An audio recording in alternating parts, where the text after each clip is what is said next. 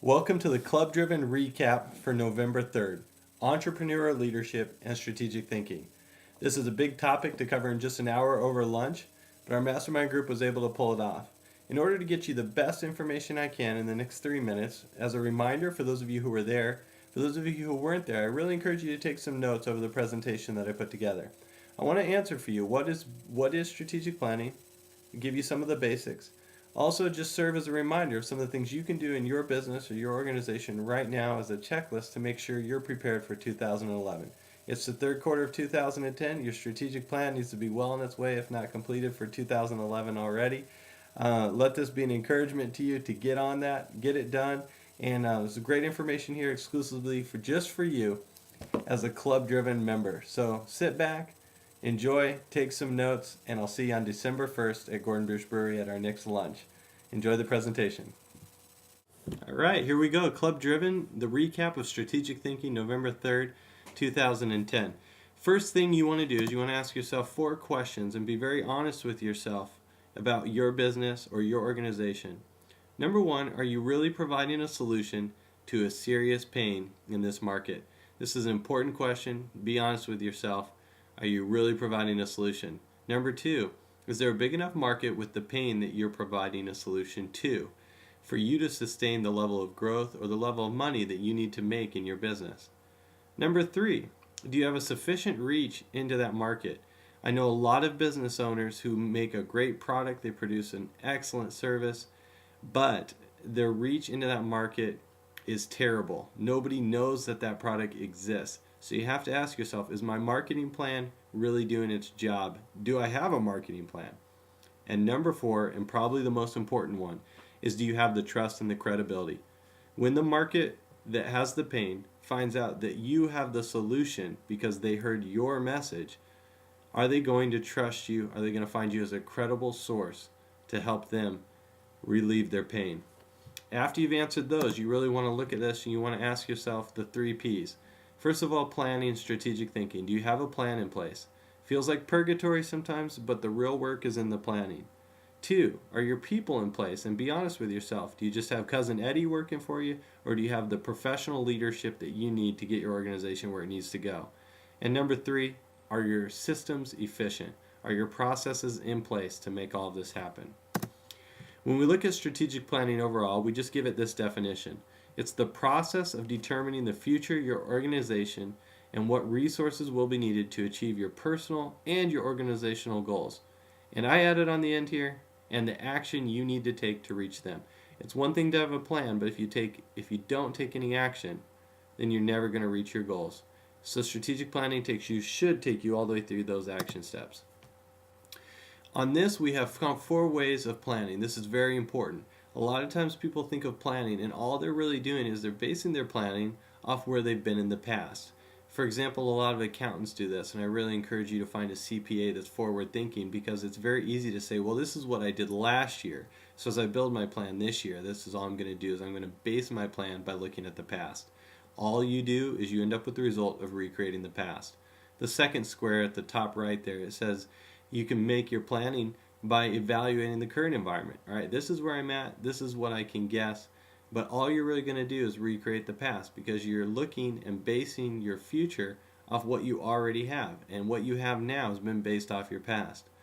Another popular way of planning is what we call proactive planning. Although better, when you look to the future and you make predictions, all you really end up there with is forecasting the future. So what this leaves is a good strategic plan should take you into what we call interactive planning. You're moving yourself into the future now. The idea being that if you can picture who you want to be in 3 years from now, in 1 year from now, then you don't wait or build a plan to be that person. You start acting like that person right now. If you want to be somebody in 3 years, start acting like the person you want to be right now. If you want your organization to look a certain way in 3 years, do everything you can to make your organization look like you want it to in 3 years. Interactive planning, and what that does is that it gives you the ability to create and control your destiny, and not just let it happen to you or end up recreating your past. Next thing here is you want to look at your core values. There's some basic 4 things you need to keep in mind. I think the biggest thing you want to keep in mind with your core values is, are they communicated, and are they shaping the culture of your organization like you want them to? Next, you want to create a vision. What is your vision for the future? Look 3 to 5 years out. I recommend 3 years right now, as so many things are up in the air from a business perspective. Look 3 years out and ask yourself, how can we address all the stakeholders that we have both inside and outside our organization? That means the people that are buying from you, your clients, the people that work for you, and your board or your organization, or maybe some of the investors that have invested in your business. How can you address all of them over the next 3 years? One of my favorite quotes is that you'll never be greater than the vision that guides you. It's time to dream big. Here are some foundational questions. I'll let you look over those at another time, but you really want to answer. What needs are we really satisfying? Why are we in business in the first place? Where do we business? Who is our ideal customer? What are the results? What are the benefits? Who benefits when all this happens? Those are some basic foundational questions when building your vision. Next, we want to say, when we write our vision out, we want to say in the next 3 to 5 years, the horizon, who are we in 3 to 5 years? How do we do business in 3 to 5 years? And what are the benefits or solutions of the way we do business in the next 3 to 5 years? And an external assessment needs to be made. You need to look at the market segments, the opportunities, the things in the market that you can capitalize on and exploit the weaknesses out in your competition and exploit the strengths inside your organization. Sometimes you can use data, demographics, things like that, but mainly what you want to watch for are trends. Political trends, trends happening in your organization, maybe even work ethic trends that you see in the workforce that may affect your industry. Then you want to take an internal appraisal. Identify the resources. What do we already have? What do we need? What are our strengths, our limitations, our opportunities, and our threats? You really want to have a good financial review, or what I call a dashboard, so you can check in real time, make sure that all your finances are headed and trending in the right direction.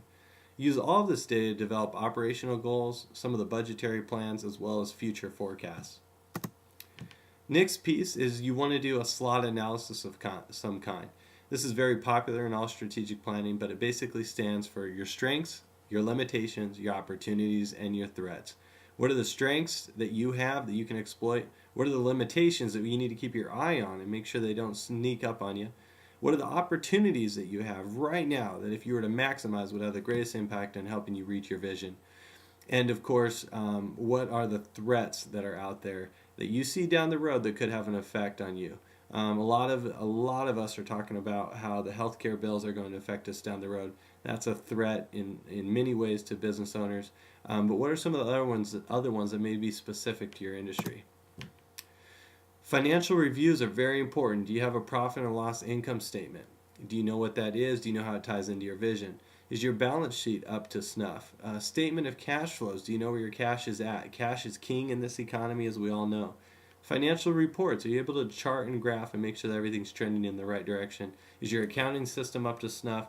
Do you have a CPA or a CFO that's going to handle that stuff and make sure it's there? Is your financial house in order? And do you know where you are real time with your cash and your finances? Entrepreneurial leaders have a leadership quality that's passionate, visionary. They have the ability to implement, inspire a team, develop success attitudes and habits that go throughout an entire organization. That's your job if you're leading an organization, whether nonprofit or your own business, and it's just you. You can do all of those things. If you have to inspire a team and you're the only one on it, that's a full-time job sometimes by itself. Next thing you want to do is you want to just remind yourself that the difference is attitude. The difference between success and failure often is not the amount of goals that we have or even the amount of planning that we did. It often comes just down to attitude. How can you get everyone on the same page? The people that buy from you, the people that you do business with in terms of vendors or volunteers, and overall, how can you get everyone on that page where implementation happens and you reach your goals? Next, you want to ask yourself, if all this needs to happen, what are our SMARTY goals? Are you able to fill out a goal planning sheet? You know what a goal planning sheet is? I want to encourage you to go back, pull one of those out, fill it out on one of the biggest needs that you have. One of the biggest quotes that I tell folks all the time is, if you want to know who you are, don't look where you have been, but rather look where you're going. And that'll show you who you're going to be in the next 3 to 5 years, or at least in the future. So as a reminder, our next Club Driven is on December 1st, 2010, Gordon Pierce Brewery at 11:30 a.m. And we're going to be covering one of my favorite topics, Very timely topic for this economy. Collaborating for results. It's crucial for speed, it's crucial for business, and it's crucial for you. I'll see you on December 1st. If you'd like to come and you're not already registered, make sure you just email Kelly@drivencoaching.com and let her know that you'd like to be there. Have a great week, and I'll see you on the 1st.